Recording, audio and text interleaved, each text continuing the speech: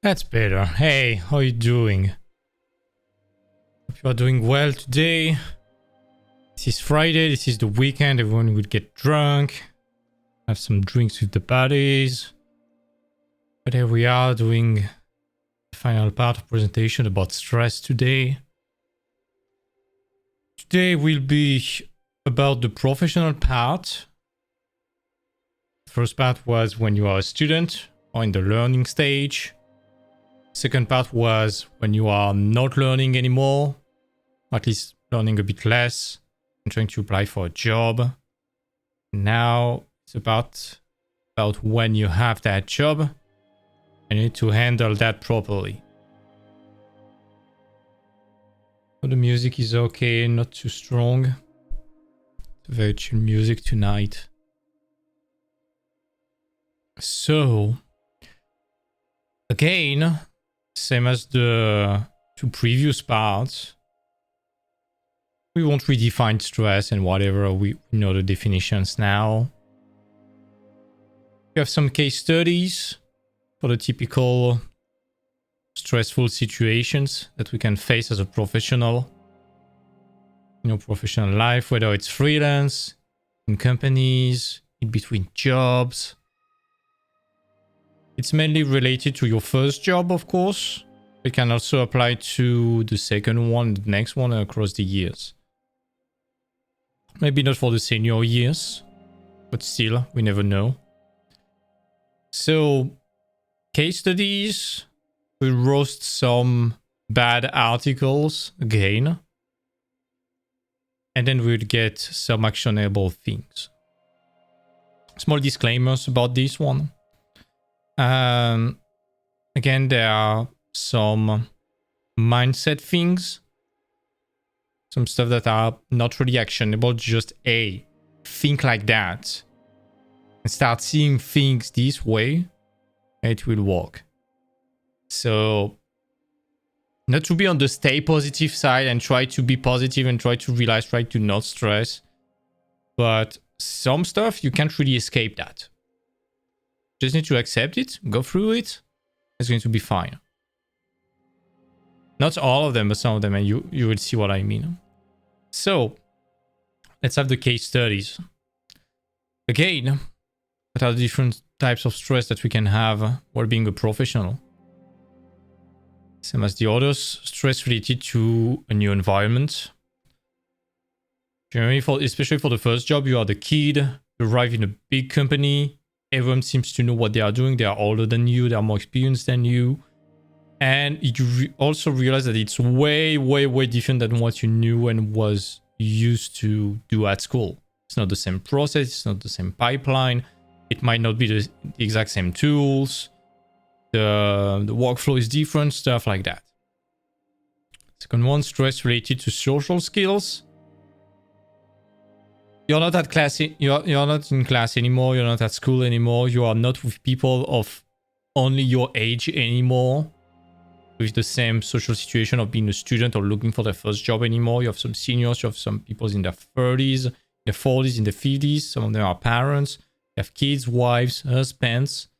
I consider this job as, well, just a job. They're not grinding anymore. Once back home, they don't even have the softwares installed on their computer at home.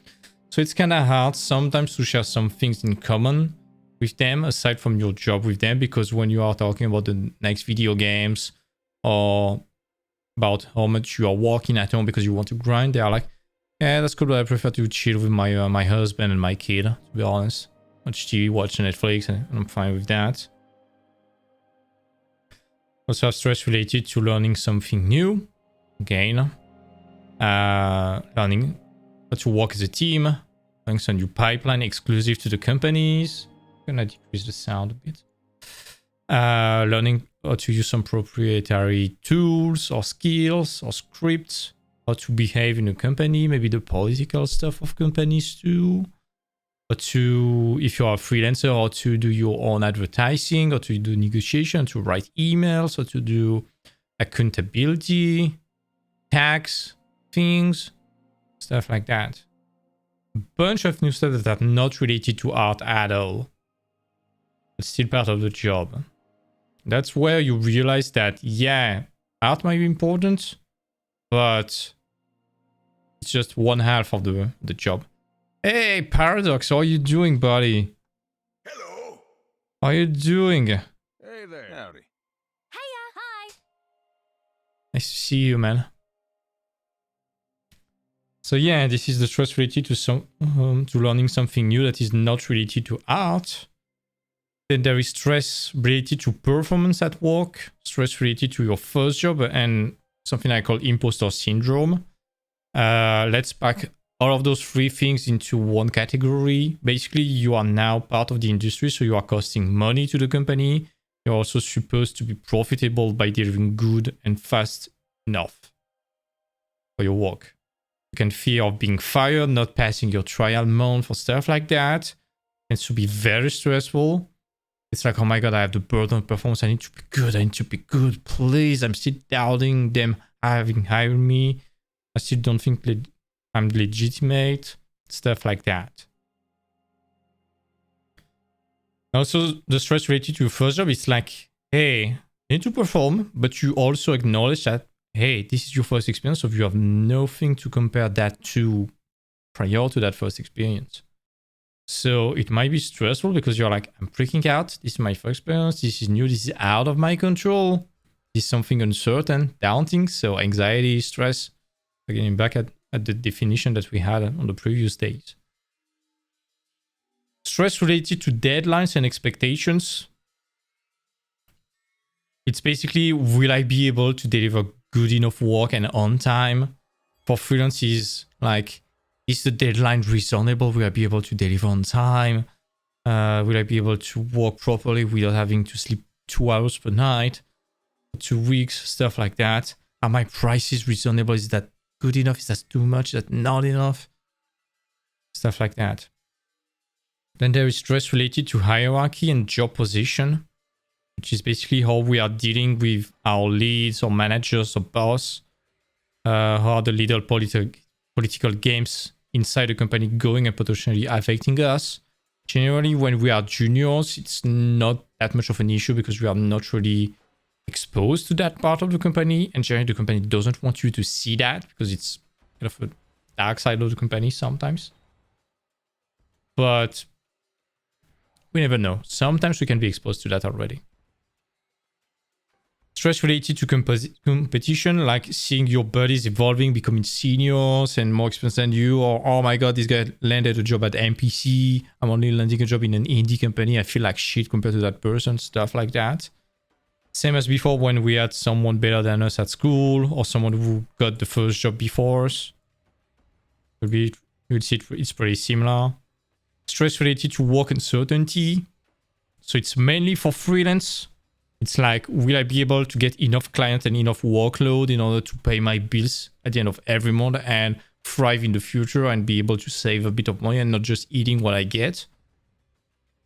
So this is mainly related to freelance because once you have a contract, like a full-time job, it's like, hey, for 6 months, I know I have that, or maybe 1 year or 2, and maybe it's permanent. So it can establish a routine and the quote-unquote certainty that you will have that paycheck at the end of every month. While in freelance, it's kind of irregular. Sometimes you go 3 months without having anything, and then 3 months after, you get a big paycheck that covers 6 months of your expenses. This happens to me all the time, and you need to get used to that. It's very different than just getting a paycheck at the end of every month. Then the important one, stress related to toxic surrounding and jealous people. This is going to be dark and this would deserve an entire stream just on that subject. Basically, recently across those last years, those last 4 to 5 years, we got more and more news about harassment at work and some dirty stuff. I'm not pretending to have the absolute solution to fix that, to address those current problems that have been exposed. But there's one way to protect yourself from that, which is basically being able to walk away before it happens. I will talk about that. I know this is a bit polarizing. Again, this is not about fixing the current problem. This is about protecting yourself from that, preventing that from happening to you as best as you can. It's not 100% sure, but with those tips, you are stacking the odds in your favor in order to get protected. And more than that, as it's generally something that installs itself gradually, it's like pushing boundaries more and more day after day. Instantly, if you catch something that crosses or approaches your boundaries too much and you don't like that, you are instantly able to walk away without fear of any repercussion, because a lot of problems that happened recently in the industry is that a lot of people got trapped in those very, very toxic and unacceptable situations because for some reasons that are very different and very personal, they quote unquote couldn't leave that job. Maybe it was fear of repercussion, of not having any money, of not being able to find another job, fear of being blacklisted in the industry, stuff like that. Stick up till a bit later in the video and we'll talk about that. But this is a big subject. It will deserve an entire presentation, and at some point it will. This is a very tricky subject and very slippery because it's a subject that people are very emotional about, rightfully so. So again, it's about preventing the problem, not fixing the current one. I'm no one to pretend that I know how to fix like big CEO abusing employees and stuff like that. This is not my job. But how to prevent newcomers from getting into troubles, you can do something about that.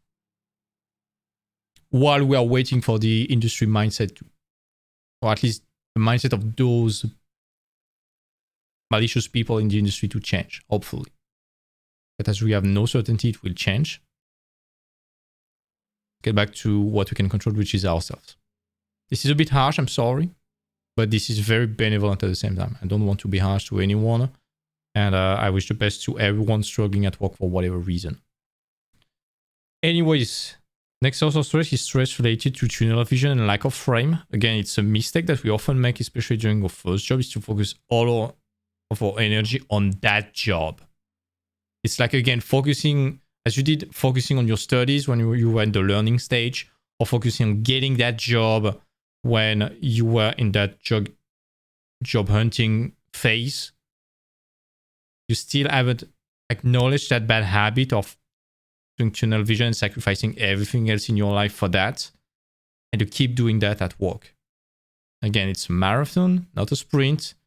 So if you are trying to sprint a marathon across your entire life, you will hurt yourself pretty bad. And there are plenty of artists that reach like their 30s, 35s, even 40s, and they're like, what have I done in my fucking life? I've been doing that for my entire life. It might be too late for me to have kids, to enjoy life, to enjoy other stuff. Is that too late? I destroyed my life just because I sacrificed everything for that and I didn't realize that. So this is very important to ask yourself those questions.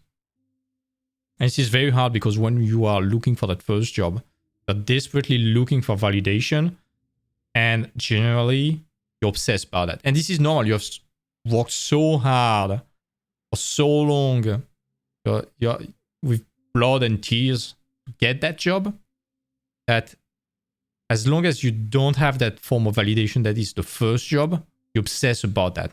We always obsess about what we don't have. This is normal.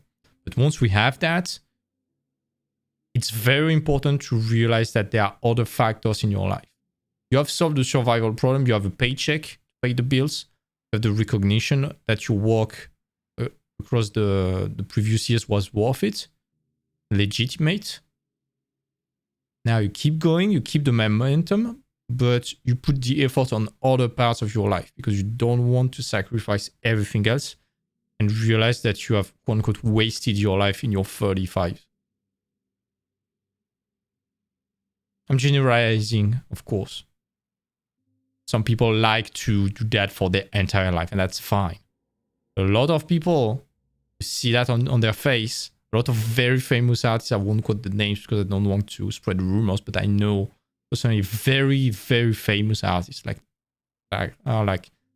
big bosses of illustration and concept art. They're in their 30s, 35. They have been working like 14 hours per day for 10 years.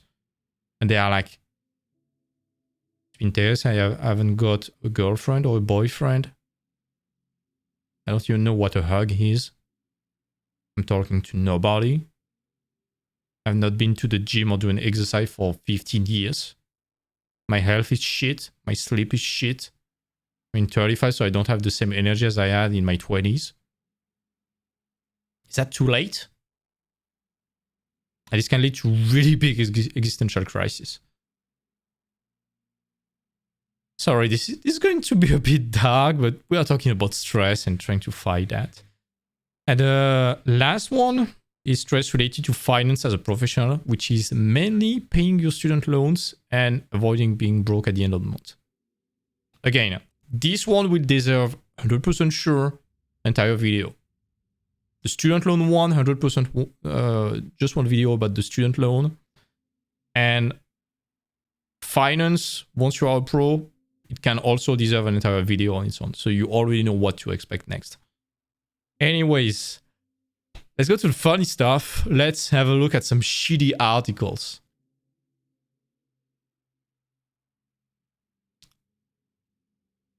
I just went on Google. I just wrote first job stress.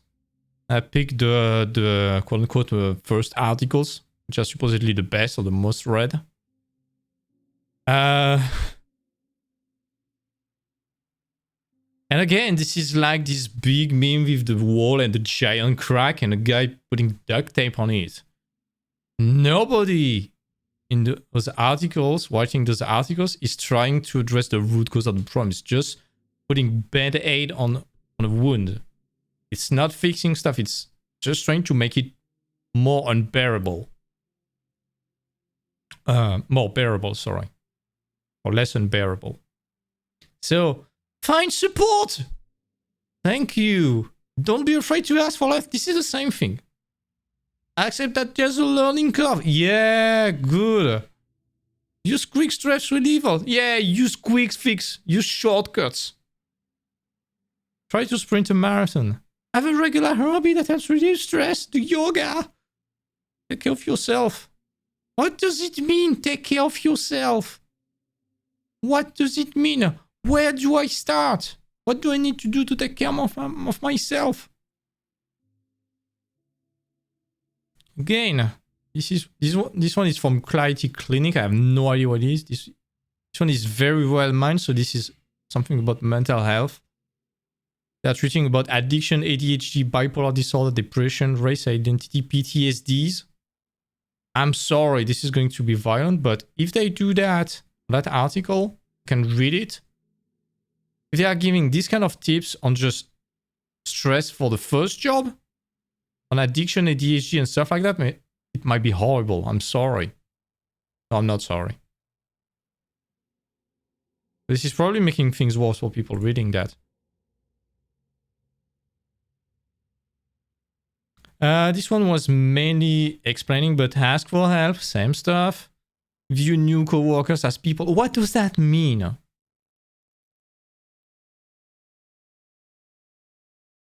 What does that mean? Avoid office workplace drama and politics. When you are a junior, generally you don't have that. Unless you are really searching for it. So this is not really a problem at first, except drama king and drama queens. Breathe. Remember to breathe. Cool. Maintain your work and home life balance. What does that mean?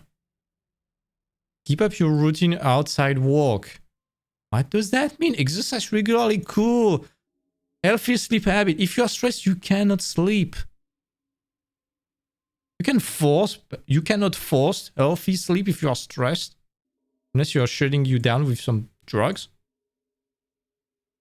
Indulge in a hobby that specifically relieves stress. This is not bad. Yoga, gardening, bulking. This is not bad.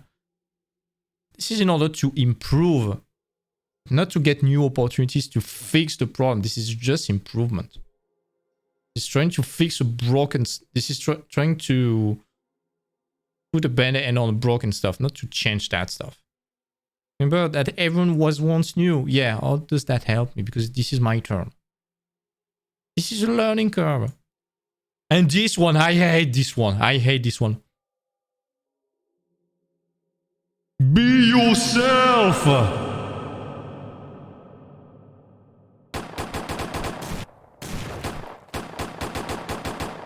Stupid. You fucking donkey. Lying to me. You're saying yes all the fucking time, yet nothing's done. Be yourself. Whew. Let's keep the other ones, please. But yeah, be yourself. Oh my god. I'm sorry, but to everyone in any situation, I'm sorry. I'm not sorry. Anyone, when you're facing a stressful or difficult situation, anyone telling yourself, just be yourself. I know this person probably means good. This is such a shitty advice. Your life is hell. You can't even sleep. No worries, bro. Just be yourself. Keep going. It's not your fault. Your life is hell. You can't even sleep. No worries, bro. Just sleep more. Have healthy sleep, bro. Take cold showers. Like that magic rose quartz in your butt. Write your feelings in your private journal with red ink. It will fix everything. But more than anything, just be yourself, bro. Don't change everything. Wow. Oh my god. I hate that. Can you relate to that? Am I the only one being angry at that? Am I the old granddad, or are you also pissed by those kind of advice? Like you're stressed about work, about your grades. It's like, hey, it's going to be fine. Just be yourself, bro.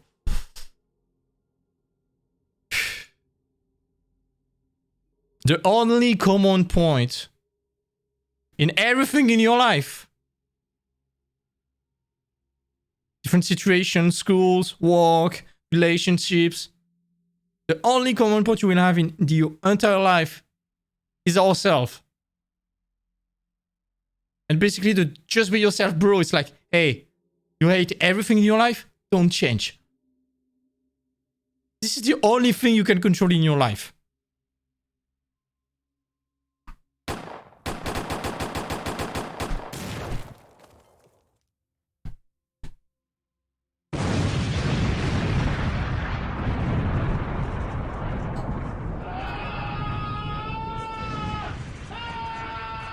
Stupid.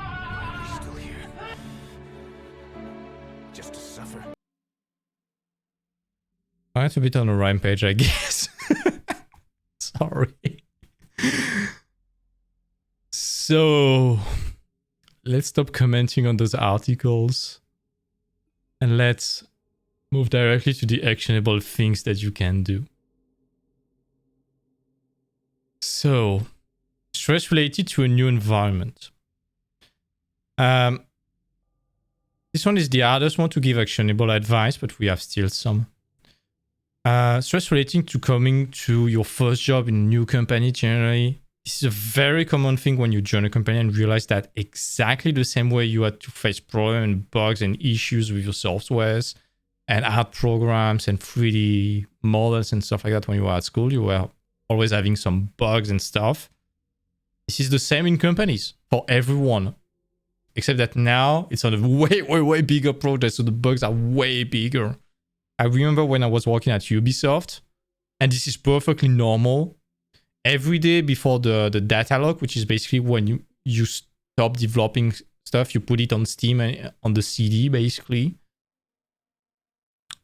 And everything you do after is like the day one patch.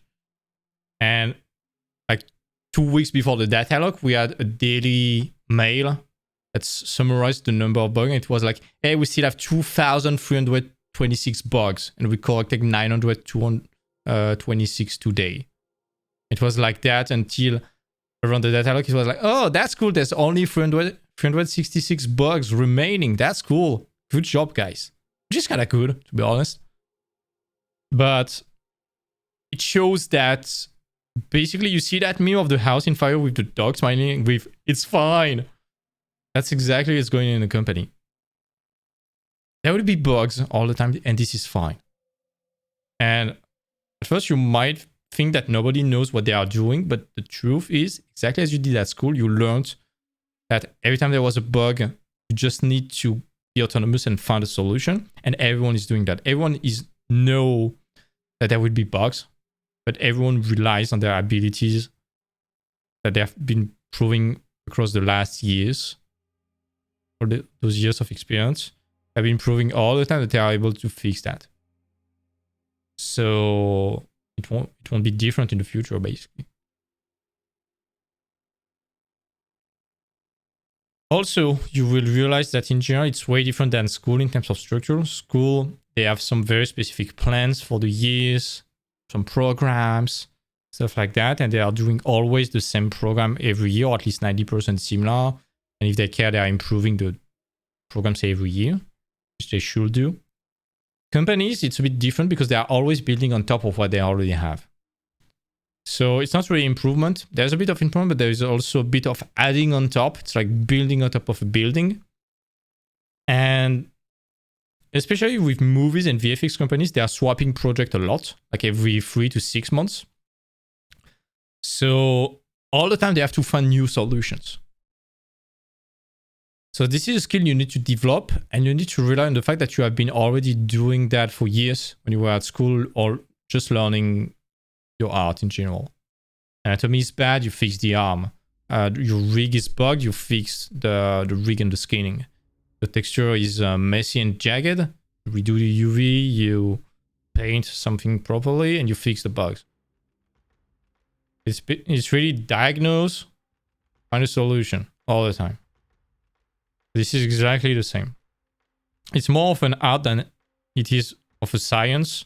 Just acknowledge that this is the way it works, and it will make you less stressed about that, knowing that everyone is in the same basket as you. So if you feel stressed, just ask your manager about that. Ask him for a solution, and it will generally help you. Also, you will find at a company that every desk is very personalized a lot, with some figurines, some stickers, some plants and stuff like that.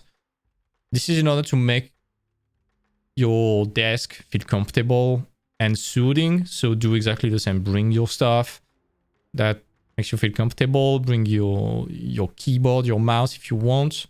Personally, when I was working at Ubisoft or Quantic Dream, the only things I wanted were my keyboard, not the one from the company, my mouse, my pen, my tablet pen. I definitely wanted to have the art pen and not the classic Wacom art pen. And if I had that, and also a nice Moleskine notebook and a nice ink pen to write stuff, I was feeling comfortable. But some people, they have stickers, they have figurines and stuff like that. I don't really like that. If you like that, this is fine. But this is just a simple things to make everything feel like home, basically. Same with the UI of your software, the brushes you use, the tools that you use. If it's not a software that is different than the one that they are using in their pipeline, just personalize the UI, use the same brush as you did, put the same plugins and UI that you are used to do. And as long as it doesn't deviate from the pipeline that they are using at the company, feel free to customize everything that you want, basically. Okay, nobody cares about how you do the work as long as the work is done. For example, let's say you are doing hard modeling, hard surface modeling. If you are better in Blender than Maya or 3ds Max, just use Blender. This is free and open source. As long as you can export it in Maya, it doesn't mess with the pipeline, this is fine. No problem. For the software, there is a small thing to be mindful of, is that in some companies, they don't have access to all the softwares. It's rare that a company has access to the software. For example, Quantic Dream, they were only using Maya and not 3ds Max. They're willing to buy me a license if I wanted. I was like, no, that's fine. I use Maya. But sometimes they can't. Like, for example, Framestore, unless it has changed. But when I was looking at Framestore, they are only working on Linux, PCs. So on Linux, there's no 3ds Max, unfortunately. Whether you want it or not, you can't install 3ds Max on Linux, unless it changed. But at the time, it was not possible. But in general, a company wouldn't hire you if you don't know their software already.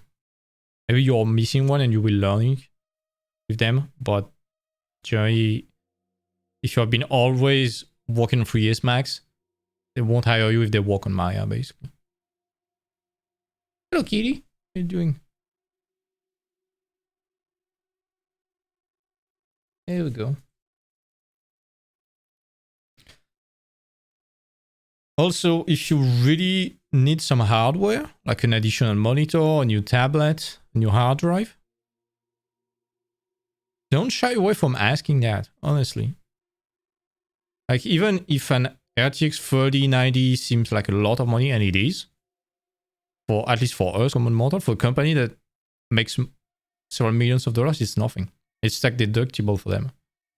So it's not that they don't care, but it's less of a problem for them to buy you that. If you prove them that it will make you earn more time, be more efficient, so they will earn more money thanks to that. Same with Cintiqs or tablets. For example, when I was a concept artist in companies, they're often putting a big Cintiq in front of my screen. I was like, sorry, I'm one of those guys who don't like working on a Cintiq. Can you get me an Intuos, please? Even a small one. They're like, yeah, sure. Let's replace that a second monitor and use an Intuos instead. No problem. Because they know I will be more comfortable with that. So don't shy away from asking for stuff. Don't shy away from personalizing your desk and stuff like that and making everything you can feel like home, basically. These are just some tips. There's no actionable solution because it's a new environment. It's like coming from middle school to high school. It's always takes a bit of time to get used to a new place. That's fine. Stress related to social skills at a company. Now you are not at school anymore, so it's a bit harder for you to have the same age group. Generally, when you join the company, you are generally amongst the youngest. Especially if you are coming out of school, if you are doing a professional reconversion, it might be different. Generally, when you come as a junior, you are amongst the youngest people. So my tips will be, first, find a lot of people of your age. If there are very few young people in the company, you can be sure that the other young people at the company, they are striving, they are looking desperately for other people of their age. So find them and talk to them and have some activities with them. Even if this person is like in the programming field and you are an artist, even if this person is a concept artist and you are an environment 3D guy, no problem. You're still part of the same company. You probably have the same passion for video games or movies. Probably a lot of common points. So this is fine. But don't shy away from what other persons do. We are still in a passionate workplace, so we share a lot of common interests. It makes the conversations a lot easier.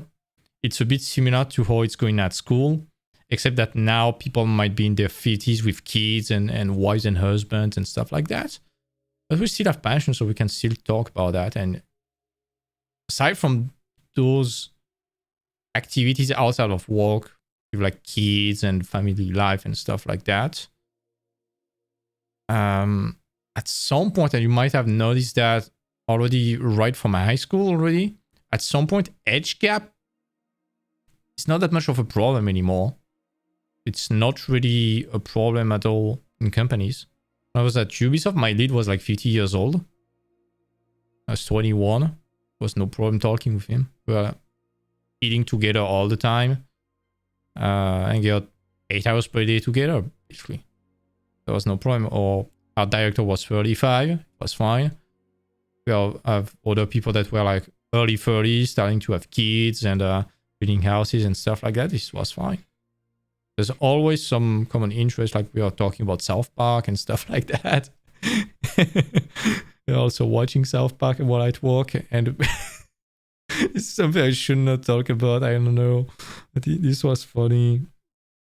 During my first job, our entire team, we were like the funny guys, as the very introverted guys, but all of them were the very noisy and funny guys. We got moved in a corner of the open space because we were too noisy and too funny.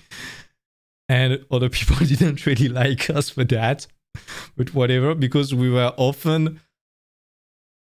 like 10 to 12 in the team, in the character and environment team. And we were launching the same South Park episode at the same time. So every time there was a big joke, we were all laughing at the same time. It was very funny. And this is a good way to share common interests. I don't know if the company you would work at allows for that, but where we were, it was okay. The episode on the hard drive, we're passing that to each other and watching them at the same time. At least just listening to them rather. It was very fun. But this is a way you can sympathize with other people.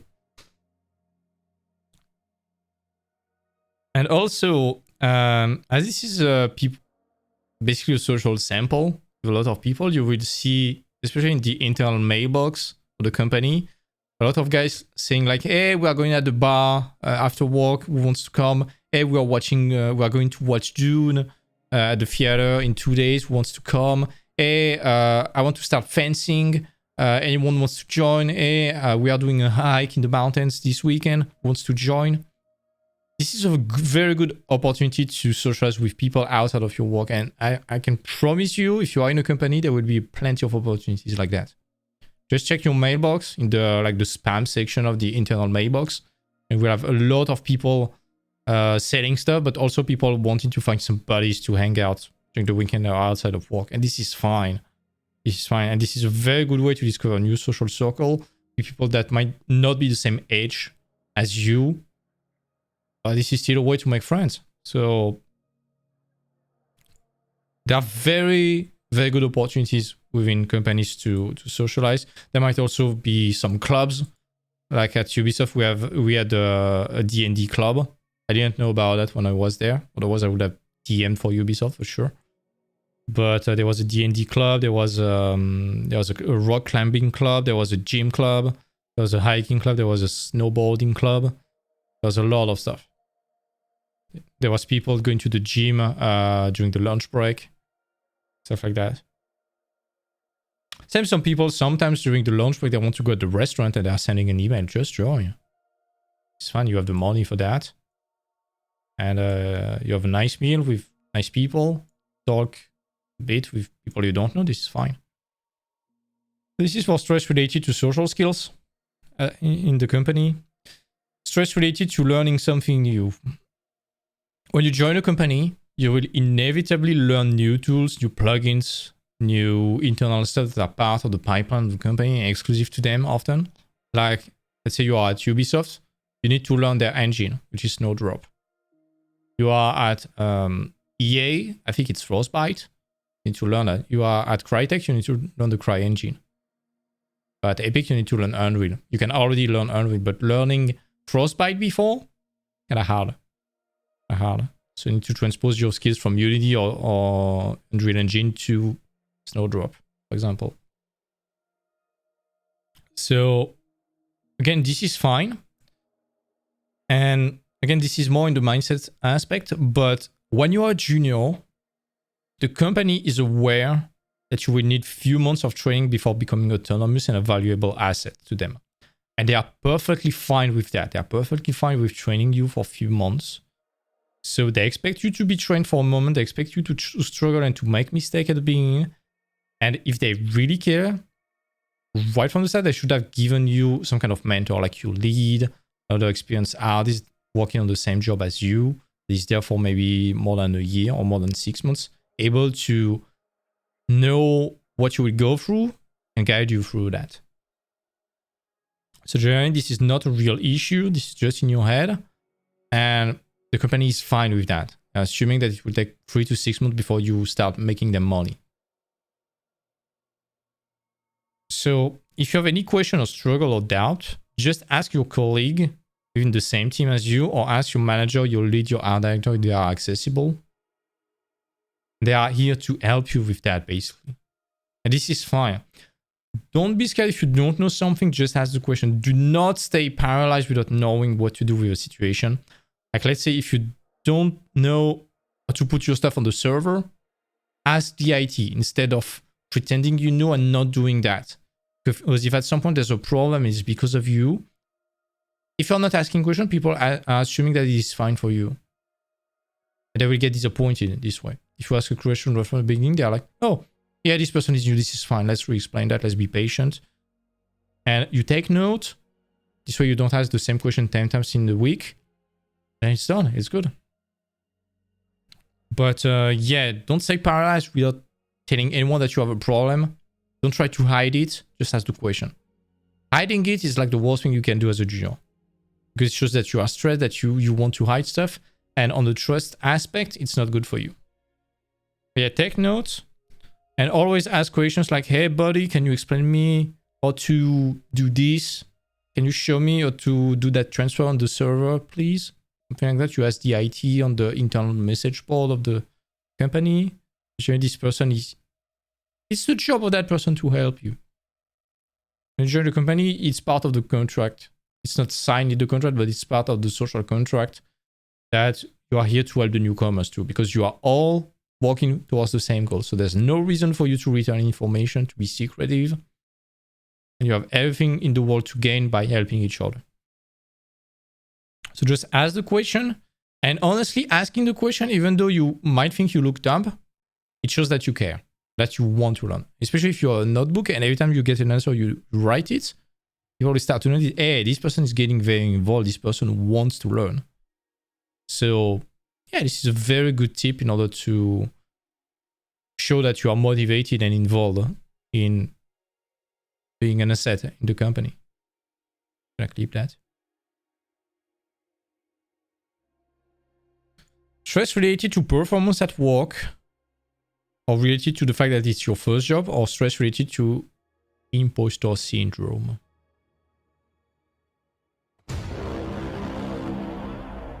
Again. Imposter syndrome.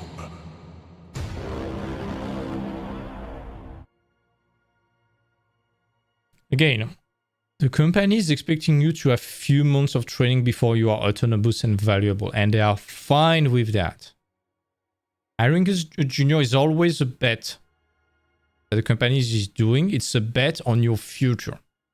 They are betting on your future abilities to be an asset to the company and start earning them money once they train you. So, your first task for the first month, it will be small, almost non-important tasks. Even if it's part of the game, it's going to be, hey, design some rocks. The first task I got at Ubisoft was to design some rocks. The game covered with snow. Some rocks and some tree trunks covered in snow to slide on. You don't really need concept art for that, to be honest. But it was just in order to get me used to the process, to presenting the work properly, and stuff like that. So the first task is just here to help you get ready, learn the process, learn the pipeline, and become autonomous. They are not multi-million-dollar stake tasks. They are very simple and very basic stuff that might not even be part of the game or the movie in the end. It's just to train you. This is an exercise.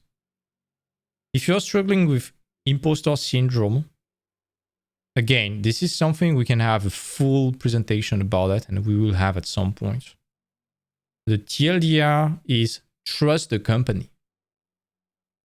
Before you start working, you've been through an entire hiring process for sometimes weeks, sometimes months. Sometimes I don't wish you to experience that, but sometimes it takes years. I have a colleague, it took him 5 years before finally being able to join Blizzard.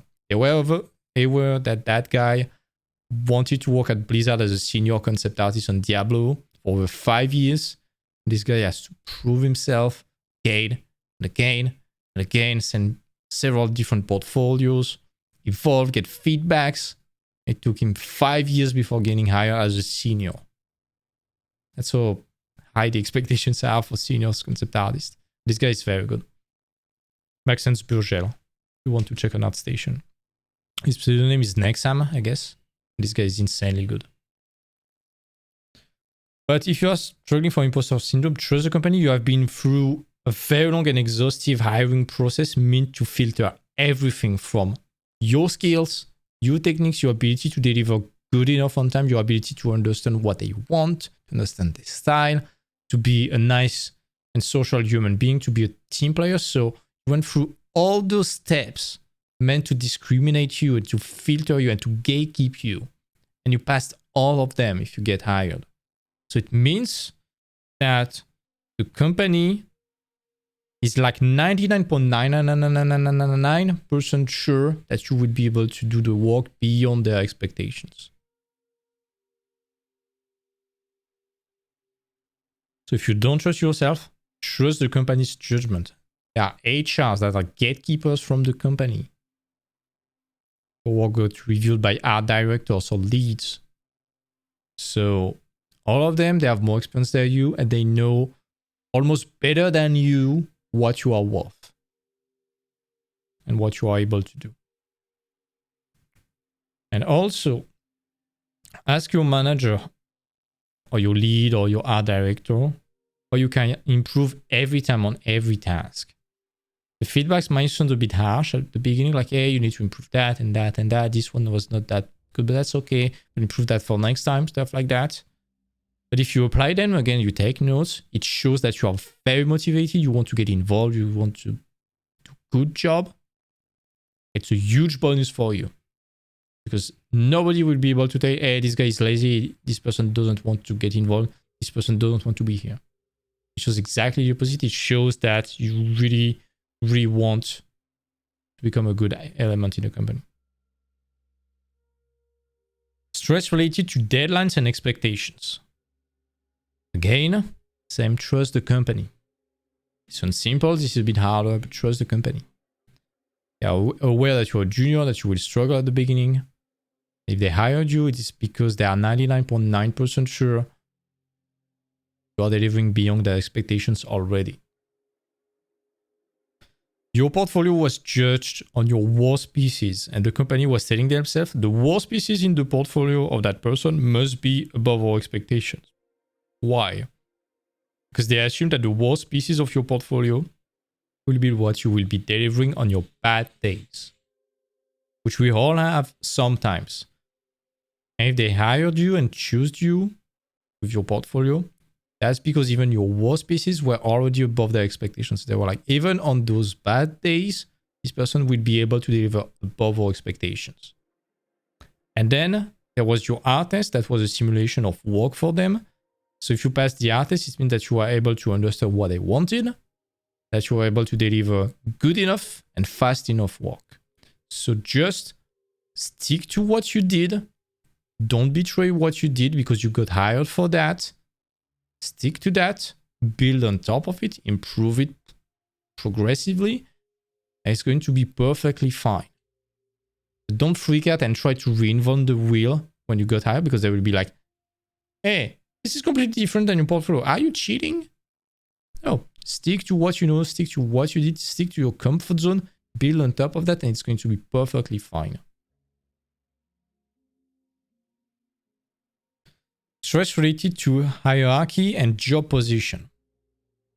This one is a bit more complex. As a junior, you are rarely affected by that. You will be affected by that only if you are with a shitty, abusive manager or boss. More on that later when we talk about the toxic surrounding. But I'm not saying it never exists, but it's kind of rare. It's still rare, fortunately, hopefully. But the other situation, you might be exposed to the hierarchy or job position, or all the political stuff happening inside the company, is after a few years when you want to climb the ladder and become a lead or an art director or a supervisor and stuff like that. Again, we will have a full presentation about that at some point, because this is very, very complex and very dark and a very serious subject. So you can't really TLDR that in like 3 seconds. So the main points at your level as a junior, not if you want to climb the ladder, but as a junior, there's only one thing you need to be aware of. Beware of jealous people. Because jealousy in a company, it might come from below, or from the same level as you, your colleagues. They are like, oh my god, this guy is better than me, and to sabotage his work because he would climb the ladder and I would get fired because he's delivering more than me. This happens a lot. My buddy Quentin talked a lot to me about that with one of his colleagues that got fired, by the way, and blacklisted from Ubisoft. But you really, really need to be careful about that. My main tip is be able to recognize patterns. If someone tricks you up one time, that's okay. If it happens a second time, just assume that this person wants to trick you up. One mistake, shame on you.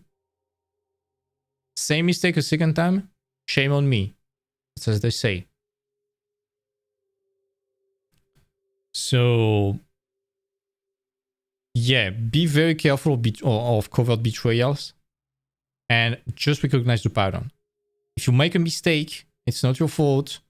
You get blamed for whatever. You get tripped up by someone.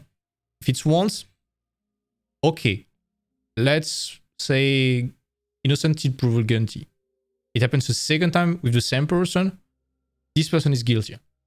And you need to be protected from that. You need to recognize that. You need to recognize that this person is giving you shitty advice. You need to, if possible, cut that person from your advice circle.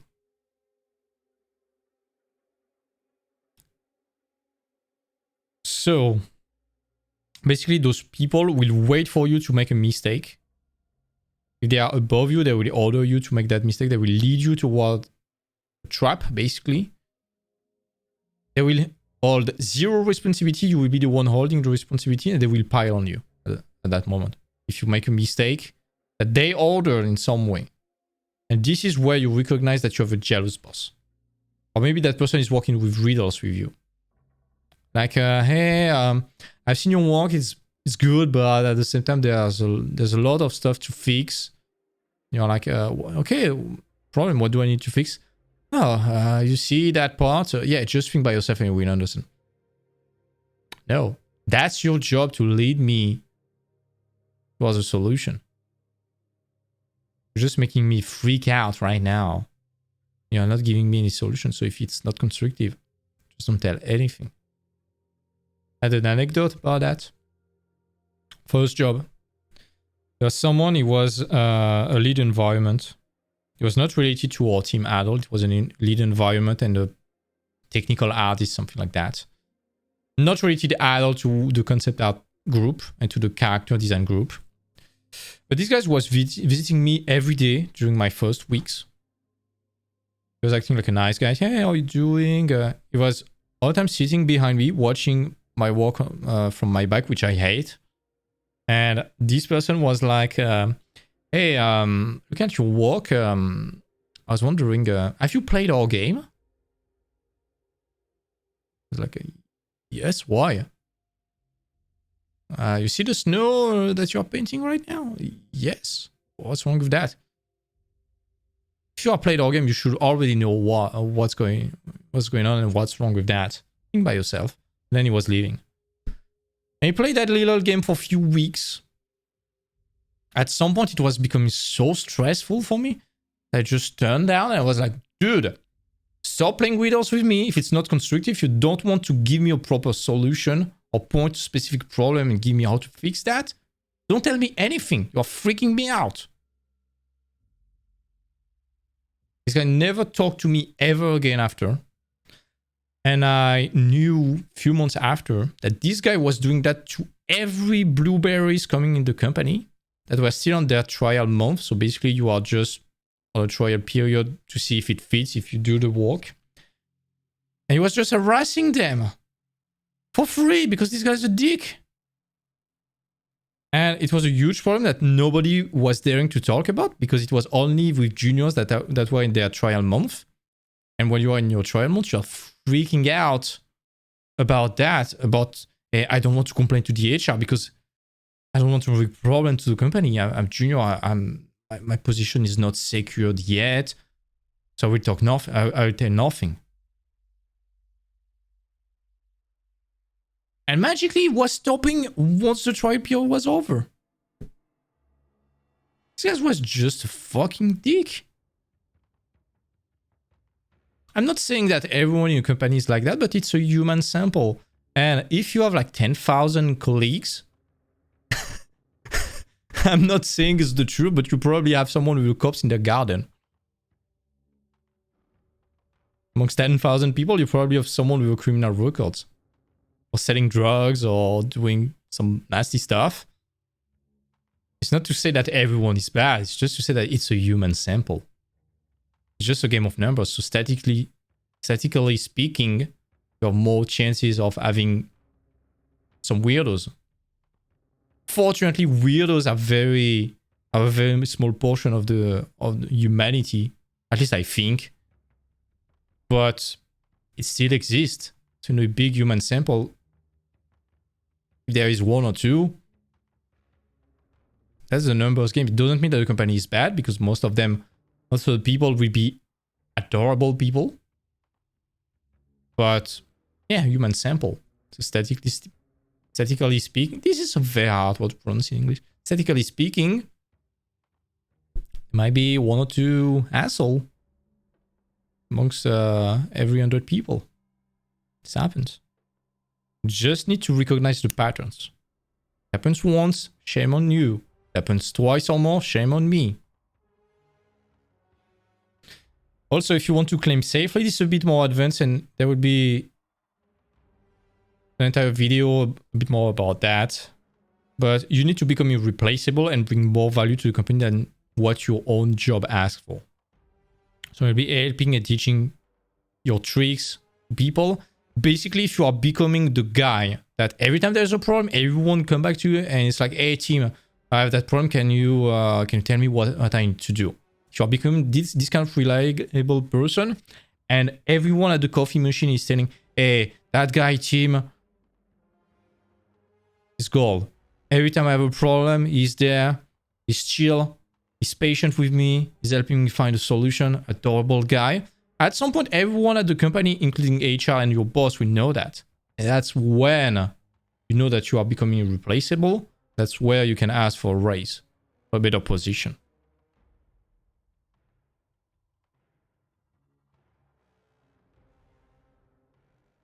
But yeah, people need to rely on you. You need to become irreplaceable, basically, if you want to climb safely. And then it's just about avoiding sharks. Which are basically people above you that know that they fear that you climb the ladder and replace them, and they want to trip you up, exactly as I said. The manager that sending you towards a trap, are waiting for you to make a mistake, and then everyone is piling on you. They have no responsibility because it's you, but they lead you towards that, and they will deny everything. It's like, no, I told you this, but you did that, and this is different, and this is why it's bad. And they are adding salt to the injury. And you need to recognize that. That's the best way to protect yourself against the political aspect of the company. We'll talk about toxic people then. It will complement that, but let's move on. Stress related to competition. This one is going to be very, very quick. It's the same as when you were a student or when you were looking for a job. If someone is more successful than you or succeed before you, instead of being jealous, drinking the poison and hoping them to suffer, just ask these people more information. Ask them for their insight, for their tips, because they know probably more than you. It's as we said yesterday, if you are the most intelligent people of the room, you are in the wrong room. And these people that are more successful than you, they know stuff that you don't know. So be the dumbest people in the room. Be the dumb with them. And ask them to give you secrets. Stress related to work uncertainty. This is mainly for freelance. But it might also happen if, let's say, you have a 1-year contract and then you are not renewed. In that case, there might be a problem. Maybe you are not good enough. Generally, even for a 6-month contract, you might be able to renew your contract if it's full-time in-house. Now with the lockdown, it's a bit different. There's a lot more freelance, but let's just talk about in-house work. Generally, after 6 months, if it's going well, you have become irreplaceable. Technically, they should renew your contract. But let's talk for freelance. I have 3 things that my mentor is always telling me. I want to share that with you. Always be sourcing. Always be closing. Always be shining. This is something that we are using in sales. Always be sourcing. Always be closing. ABS, ABC. And then the next is, again, ABS. It's not shining, it's another word generally, but I'm going to use shining. Always be sourcing, which is even when you have job, unless you signed a non-concurrence clause, look for other job opportunities. And honestly, apply to other opportunities. If you have signed a non-concurrency clause, or basically a contract that tells you as long as you're working with us, you can't apply to the company, don't apply, but get in touch. It's not applying, it's just getting in touch. Getting noticed. You'll see why later. I talk about that when talking about toxic people. And I will talk even more about that when we are talking about how to protect yourself from harassment and problems in company. This will be in its own video. It's going to be probably pretty soon, I guess. Probably next week. We'll see. Maybe later. I don't know. I'm going with the flow. But at some point when we talk about getting protected against bad behavior in companies, always be sourcing, always be closing, always be shining. This is your saving grace. This is the best way you can protect yourself, and you will see why in a few minutes. So yeah, get noticed. This is the always be shining. Always be in the radar of other companies. Always post new stuff. Always show that you are busy working for fantastic clients or company and stuff like that. Always shows that you are active. This way, this shows that you are a professional, that you are sought after and reliable. And this way, other companies and your company will know that you are on the radar of other company. This is very important. And always be closing, unless you have signed that contract that doesn't allow you to work for other people at the same time, basically. Go for new deals all the time. In freelance, there's no concurrence clause generally. In general. So even when you are booked, always look for new clients. Always send new emails. Always go on LinkedIn, send new emails to new companies. Always sign for new deals and you put them later in your schedule. And always be shiny. Always post new stuff. Don't get complacent, basically. Getting enough clients in freelance to have sustainable income and be able to think a bit ahead instead of eating what you kill, basically. It takes a lot of time, experience. That's why it's kind of a hard process, and that's why we never really advocate starting doing freelance right after your school with no experience. No one knows you. You know absolutely no one either. So it's very risky to hire you and people won't even know who you are. So basically it will be pretty hard to start freelance. My ex-buddies, they took 3 years before getting sustainable income, and it's still below the average, the minimal wage in France, but still enough for them to survive. I don't know how. It took them 3 years to reach that because they wanted to start doing freelance right from the start. This guy, I left Ubisoft.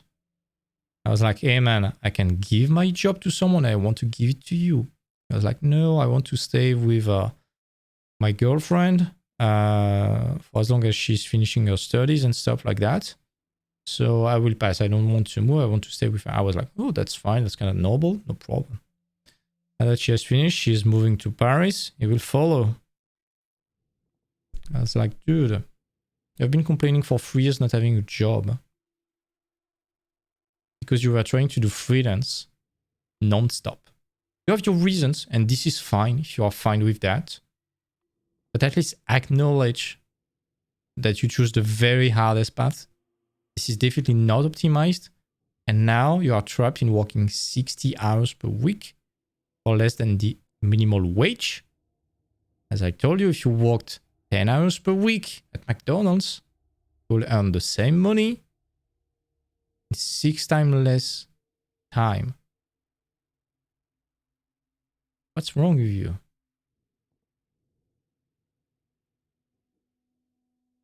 Sorry, I went on a tangent. But this is the principle of always be sourcing, always be closing, always be shining.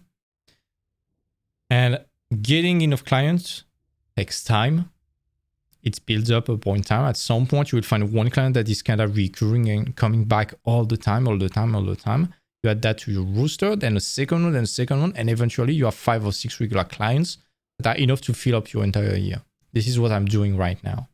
I have one guy. This guy is an historian. He's writing books about history.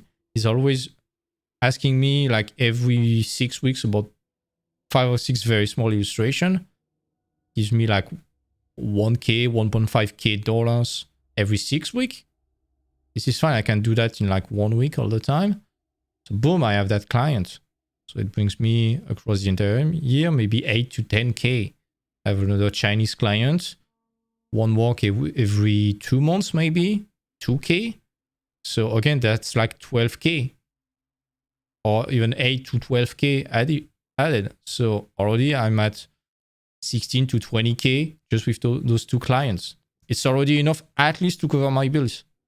And I have a third one that is more regular. So it's filling the gaps when I'm not working with those other ones. And I'm starting to add another one that is a bit better than another one. So the historian guy, I'm keeping it because it's fast and quick. It pays well. The second one of the Chinese clients was not paying that well, but filling the gaps. But now that I have a better client, I'm replacing the bad Chinese client with the new one that is better. That's how you start to raise your price gradually. But this is something gradual. And every time you have a new client, you can try raising your price and stuff like that. So work uncertainty, you have to deal with that. That's why I'll always advocate you need to have at least 1 or 2 years of experience, if not 3 or 4, in big companies like Ubisoft, EA, Activision, stuff like that, NPC, Framestore, before going freelance. This way you are in the small papers of all the companies. Everyone knows your name. You are part of unions. You don't really know about that. But basically everyone knows who you are. Because something that happens once you get into big companies is that magically, when you are approaching the end of your contract, a lot of companies are sending you emails magically. That's because they know your name and they know that you are part of probably of a network of a big database, and they know that you are finishing soon. They all want to have you because by working in a big company, you have proven that you're reliable and able to work at that big company, and they are satisfied with you. Make sense? Put a 1 in the chat if it makes sense, please. 5 people, that's nice. A Friday, that's cool. But yeah. So work uncertainty. Technically, if you are going freelance right from the start, it's going to be tough. So acknowledge that. If you're okay with that, that's fine. But if you are a bit smart, start in a company. This way you will avoid that problem, that stress. Stress related to toxic surrounding. This one is going to be hard. Everything we said yesterday about crabs in the bucket, jealous people and energy vampires still applies there. No questions asked. These people, you cut them from your life.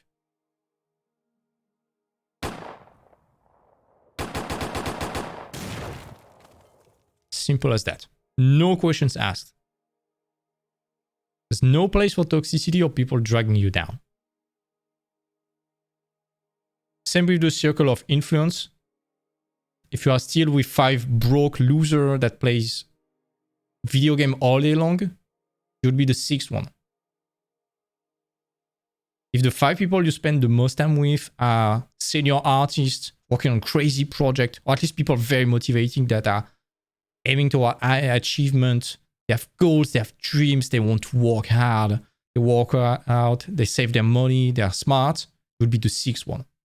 It's even better if you are the dumbest, the most blueberry of all of them. They are all above you because you will learn even more.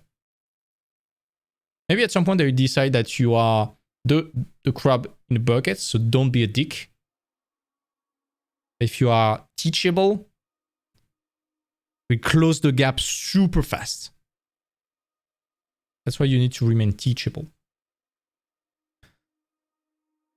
But I want to talk about jealousy because this is the main problem inside companies. Jealousy that is tied to insecurity and political play. So again, this is a TLDR. This is a short version of the big presentation I could make about political stuff inside companies. But basically, again, it's all about being able to recognize pattern. That betray me once, shame on you. Betray me twice, shame on me. So jealousy can come from people at the same height as you, same job. So let's say you are a 3D artist, a junior 3D artist, then might be another junior that is insecure and trying to sabotage you. But it can also come from above. With some people that are a bit insecure, they see that you have a lot of talent, you just don't have their experience, but you have way more potential than them. They recognize that, they freak out. Because they know that it's just a matter of time before you eat them alive, before you become better than them, and before they, as they are less valuable than you now, their position is more at risk than yours. So in order to avoid that, they are trying to keep you under them, to sabotage you.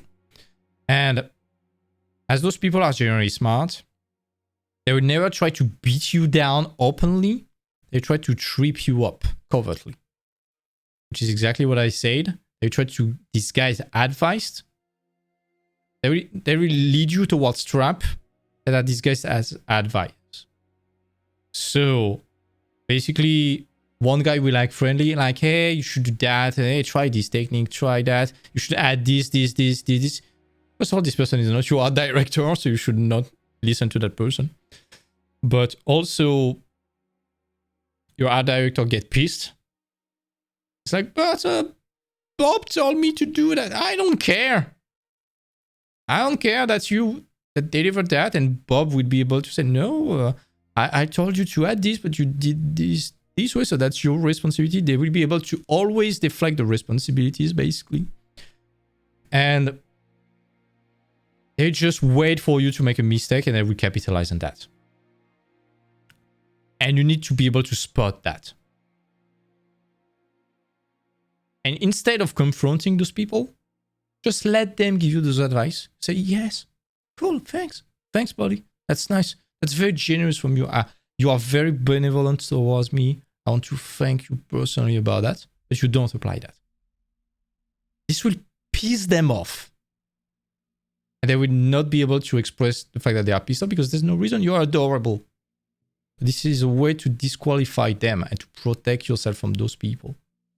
This is a bit of a mind game. This is a bit like 4D chess, and this might sound a bit wicked, I know. But this is a way to protect you. Especially when you want to become a manager or stuff like that, it's higher paid, so it's better financially. So people want to protect their job and they want that money.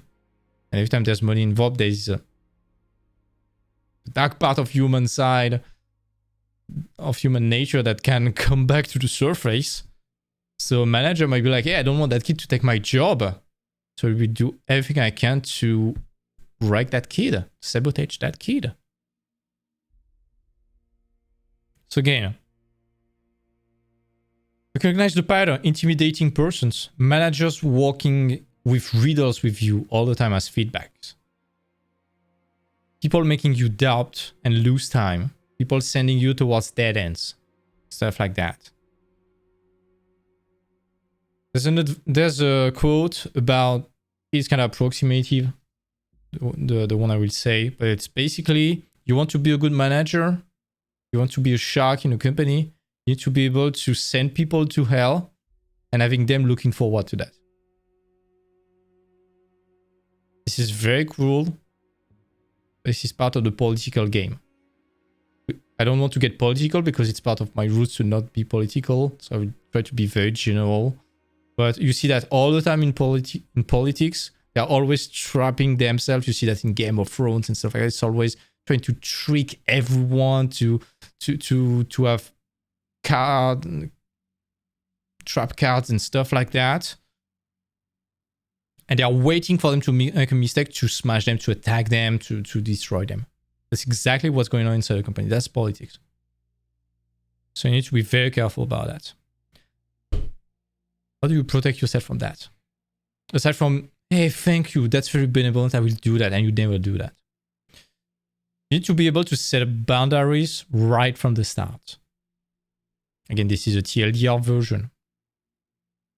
But the best way to avoid any problem that reach up to a point that it's becoming unacceptable is basically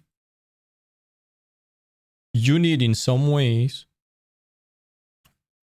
to have the power of having options.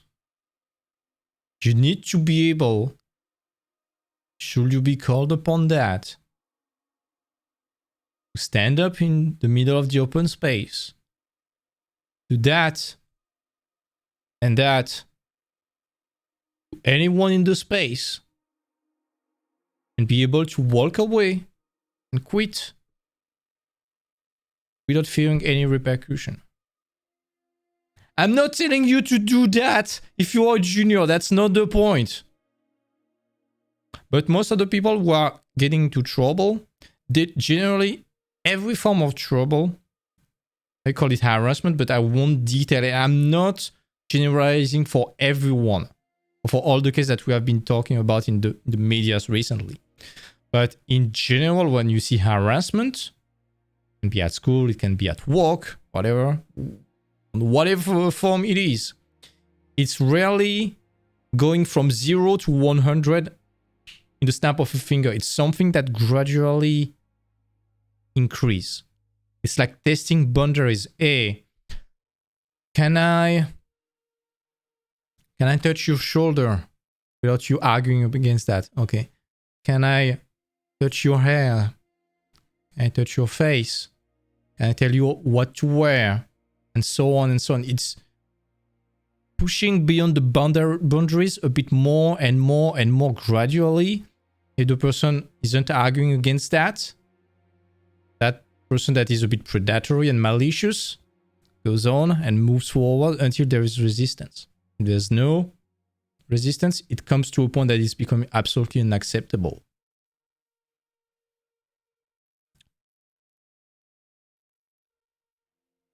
If you are able to spot something that you don't like, stand up against this. It happens again. That's where you need to be able to do that in front of everyone, call that person a fucking dick, and leave. Without fearing any of the repercussions. You get fired, you don't care. You lose your job, you don't care. There's another one. That's why you need to have options. Because most of those people that get harassed to a point that it's becoming absolutely unacceptable and criminal, that we are talking about in the medias, the problem is that for whatever reason, they couldn't quit. I'm sorry, but generally, for whatever reason, they were thinking that it was their only option. It was like, I couldn't quit because I don't have any other job. Fuck you, you are working at Blizzard. When you are working at Blizzard, you can work at Disney, you can work at ILM, you can work at Ubisoft, you can work everywhere. You're so good, you are at Blizzard. You can work everywhere else. And you need to acknowledge that, you need to realize that. But for whatever reason, it might be the myth of, this is my dream job, I cannot quit my dream job. The dream job only exists if you allow that to be. And the dream job, we'll talk about that when we will talk about harassment and stuff like that. The dream job, if you tell a company during an interview that, oh my God, you are my dream company, you are fucked. You are fucking dead. You are fucking dead. Right from the start. Because you are giving them the right to dangle that carrot in front of you of the dream job and to use that as a lever of negotiation against you every time you don't want to comply or you want to stand up for yourself. It's like, hey, you want that salary? Let's divide it by 2. But it's your dream job. Don't you want your dream job? Oh, you want it, so you accept getting paid twice as much as you want. Oh, you don't want to lose that job, aren't you? So you will do crunch for 30 hours this week. You don't want to lose your dream job. I'm getting dark right now. I'm sorry. But if you are telling a company that this is your dream job or that you need desperately that job to pay your loans or whatever, you are fucked because you need them more than they need you. So they have the power over you because you are in a dependence relationship with them. That's why always be sourcing. Always be looking for opportunities and closing the deal if you can.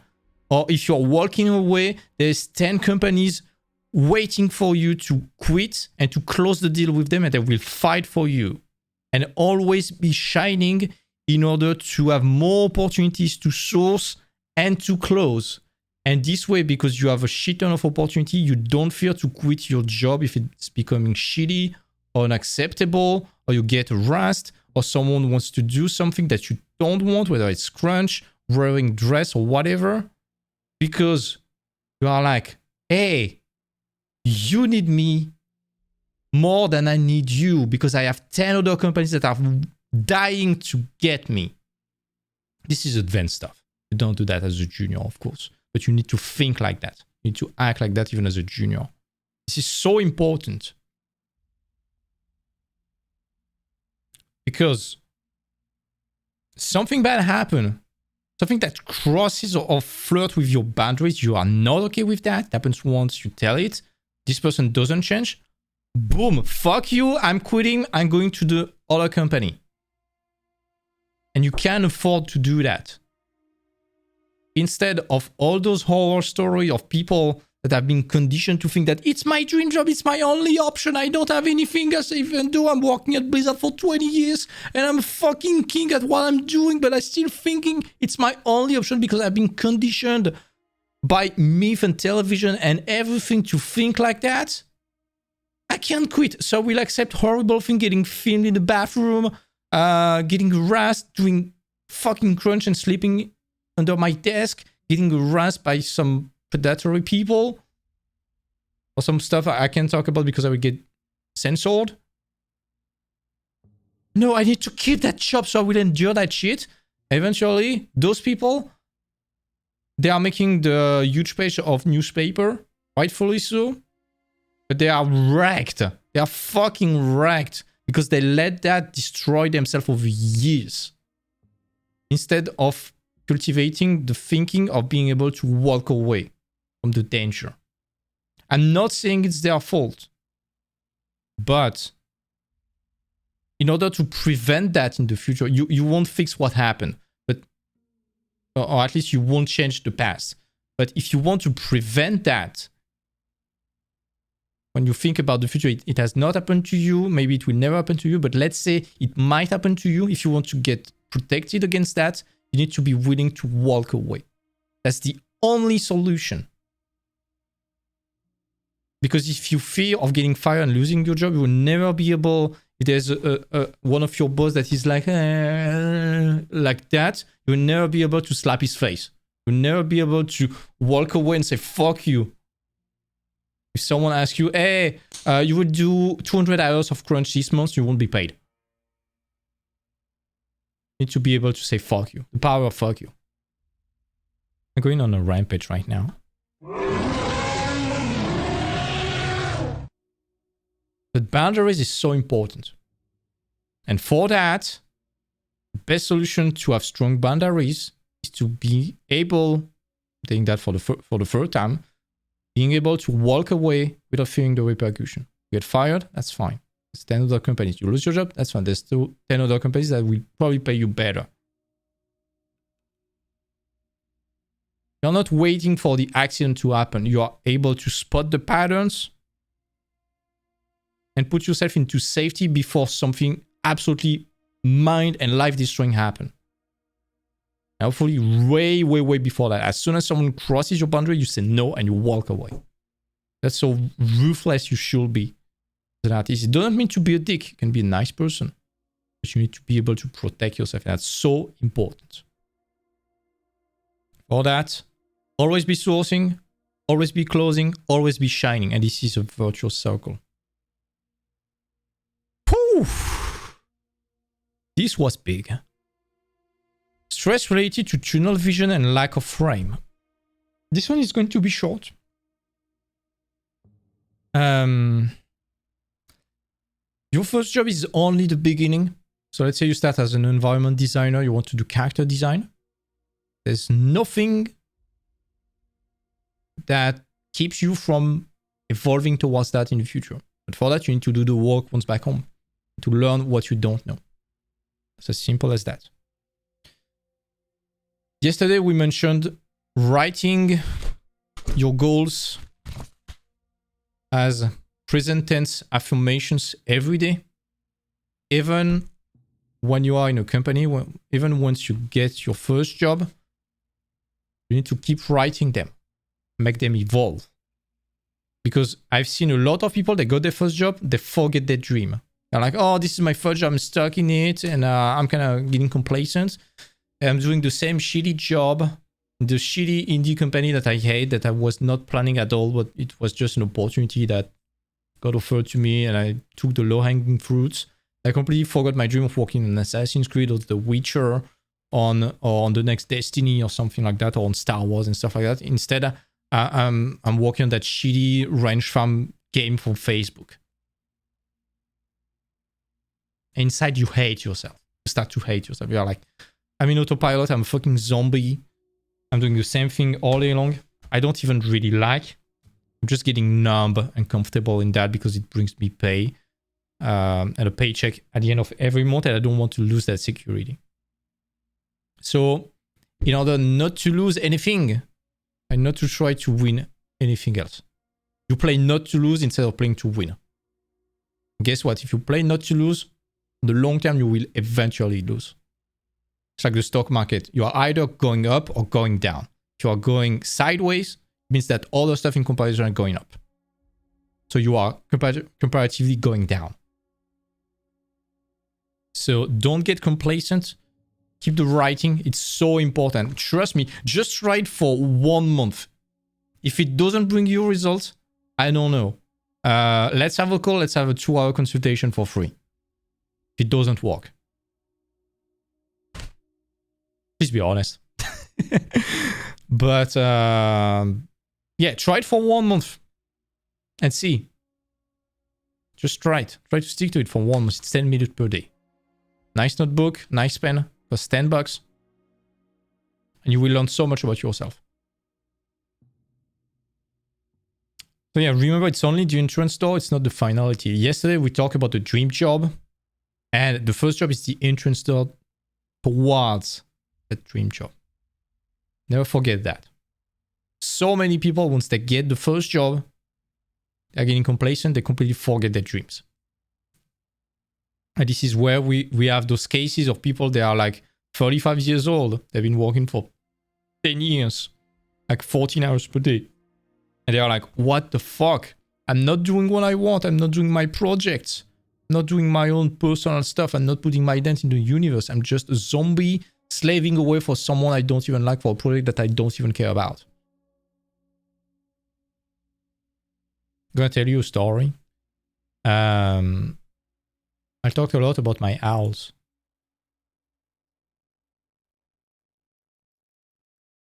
Give me a sec.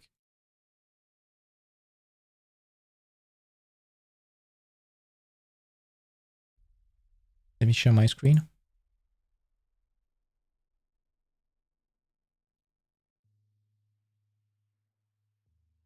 If you've been watching me on Twitch before, I started those presentations a bit more seriously. I've been working a lot on those projects, those owls.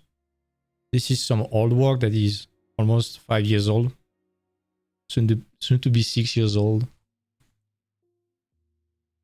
I'm doing way better today, of course.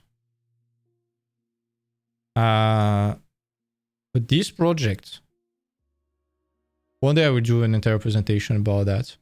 Probably when we talk about emotional creativity, but this project, this is like my project. I'm obsessing so much about this project. Over 5 years that there has not been a single day over 6 years that I've not been thinking at least once per day about them. This is like a pure obsession. And honestly, you're free to think whatever you want about religion or whatever, and I don't want to talk about that. This is against the stream rules, at least on my channel. I don't even want to question if it's like divine or whatever. But honestly, I'm really thinking that these owls, I don't care if people will like them or not, but to me, I'm so obsessed about it that I'm genuinely thinking this is like my mission on Earth.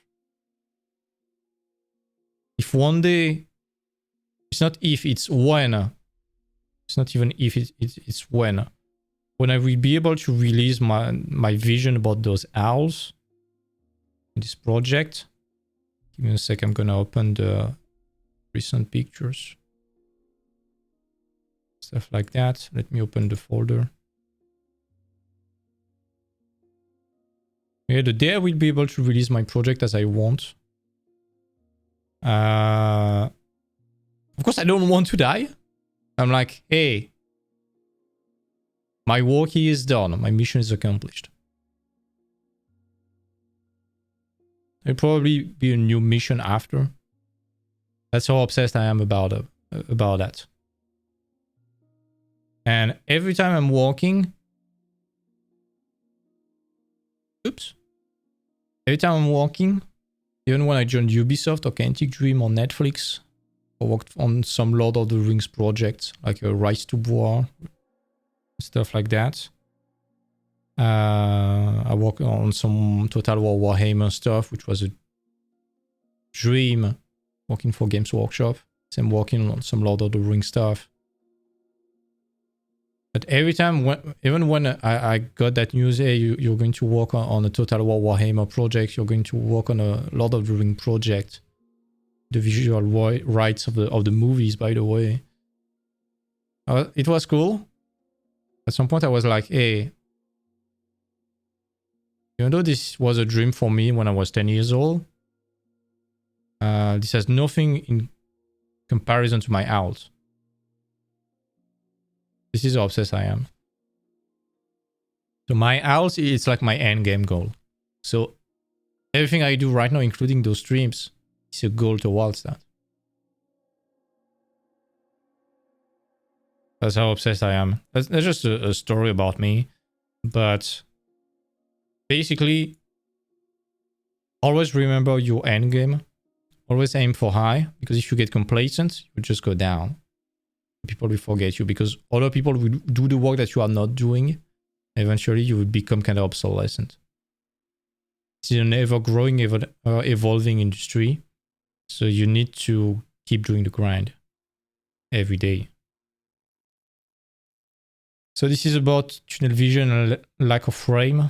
The final one is stress related to finance as a professional. Again, this one will deserve an entire episode, as I said previously. Mainly for your first job, this is about paying your student loans. So my main advice, as you did previously, is save every single penny that you can. Keep tracking every one of your expenses to the penny on a notebook. Honestly, stick to it for life. This is such a good... I'm not a financial advisor, but just do it. Not financial advice, but just do it. Just keep track of everything you spend every day, all the time. It would shock you so much to see how much you spend on crap you don't need. But for your first job, don't buy expensive stuff. Don't buy expensive furniture. Bring the bare minimal in your apartment for now. And try to save as much as you can to pay as much as possible of your student loan right from the start.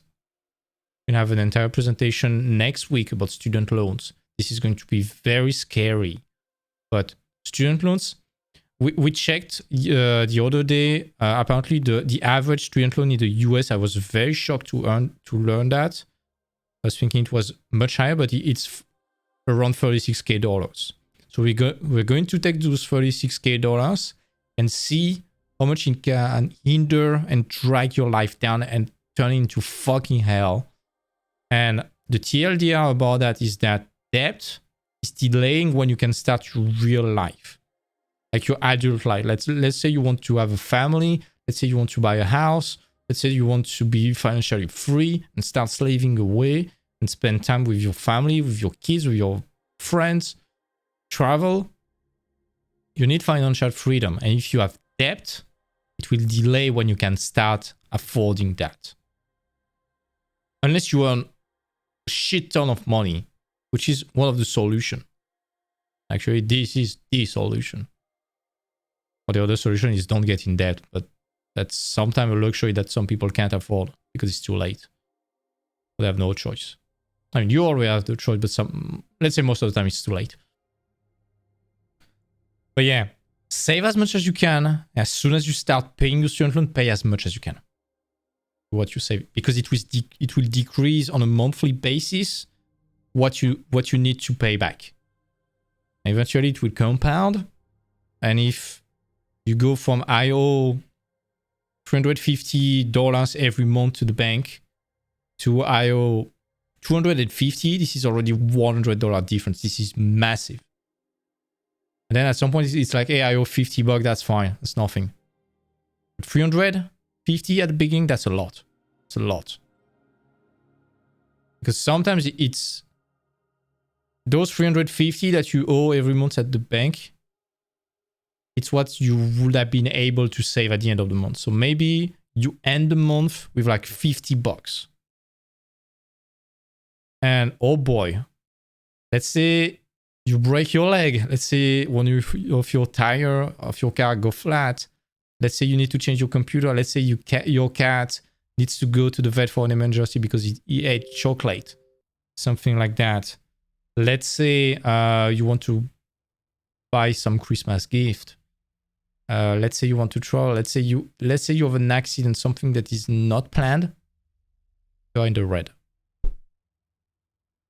You don't want that. I'm pretty sure that watching the stream right now, there are some people that are kind of freaking out about just being able to pay the bills at the end of the month. If you know that feeling of dread when you are wondering about whether you will be able or not to pay your bills at the end of the month, you know what I'm thinking about when it's like, save your fucking money and try to escape that fucking rat race. Because that feeling of dread is like one of the worst things in the world. I don't know a single person that is like, no, I'm fine with that dread feeling. No. This is one of the worst things in the world. Having panic attack at night, like, will I be able to pay my bills next month? Or will I have to go back to my parents? Or will I go homeless? Will I need to sell my cat? Will I be able to buy food for my kitty that I just got? You really, really don't want that feeling.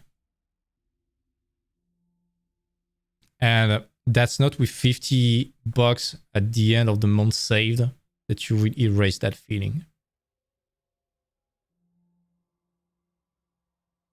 We'll have probably a 2-part video about money. This is going to be hard. And by no means a multi-millionaire or stuff like that. And I'm just barely escaping the right race now. But I'm not in a broke mode now. I'm in the accumulation mode now. I'm already doing kind of very good for my age. I'm going to be nice, like very comfortable next year. And probably wealthy in the next 5 years. But it's not to flex. It's just that I ran through that feeling. Like 1 year ago, I was still stuck at my home's mom. In the same room that I had when I was 15 years old with the same old Nightwish posters. I was stuck. I was jobless for almost 1 year because of COVID and stuff like that. And I was managing my life pretty bad. In 1 year, I went from no job. That's why I'm saying 5 or 6 years of experience, because there was this 1 year gap that was pretty strange. I'm going to talk about that at some point. But I went from no job, almost no money, to living in my mom's home, feeling miserable, to now at least one of my goals, which is I own my own apartment in Lyon. It's comfortable, it's secure. I'm living with my cat. Money is not a problem anymore. I went from 0 to that in 1 year. Less than that in 8 months. This is kind of good. But it started by becoming debt-free. So yeah, my only advice related to finance is save as much as you can. And at the company, become irreplaceable as soon as possible in order to ask for a raise. At least if you want to stay in a company. But this is for another discussion. I'm sorry, it's ending up a bit on a darker tone, this one. And this is not to flex, this is to tell you about my background. I'm going to tell you my personal story about finance and stuff like that at some point. But this is not to flex. I'm still a kid, not making millions of dollars. Not an entrepreneur or one of those crazy guys. But at least for my age, I think I'm doing kind of well. Actually, I'm doing pretty well for my age. But yeah, was tough. And stress related to finance as a professional or as an adult, it's probably one of the biggest source of stress, to be honest. Especially in the early years. So this is why you need to be so careful about that. Don't spend money on shit you don't need. Don't buy expensive stuff, for at least for now. You could buy it a bit later. Not when you are 50, hopefully, because you are too old to enjoy that. But for as long as you have your student loans, please, this is your priority. Don't delay your life more. I will talk about that more next week, probably. Anyways, it ended up on a bit on the darker tone. I'm sorry. That's it. We finally finished the 3-part videos about stress. Whew. Hope you liked it. If you have any question, I'm gonna stay for like 2 or 3 minutes again. If you want to ask questions there or join the voice chat. I'm gonna join the voice chat on Discord. If you want to join, you can. If you want to further discuss something, to ask questions, or if there's something you're not agreeing with, I would love to hear your opinion in order to find a solution with you. Probably on a point of view that I've not seen. But yeah, it would be nice to find a solution with you. Other than that, if you're watching the replay on YouTube, as always, you need to play the algorithm because YouTube is throttling the small channels. Only want the makeup stuff and feats and fun, entertainment stuff, and not that much educational stuff. So smash the like, subscribe, get on social medias. More importantly, share that video and share that channel to people you think might benefit from that. And also, come see the presentation live on Twitch. Almost every evening of the week, 9 p.m. CET, 3 p.m. EST. And the replay is coming 36 to 48 hours after on YouTube. You can also join the Discord. There's a link down below.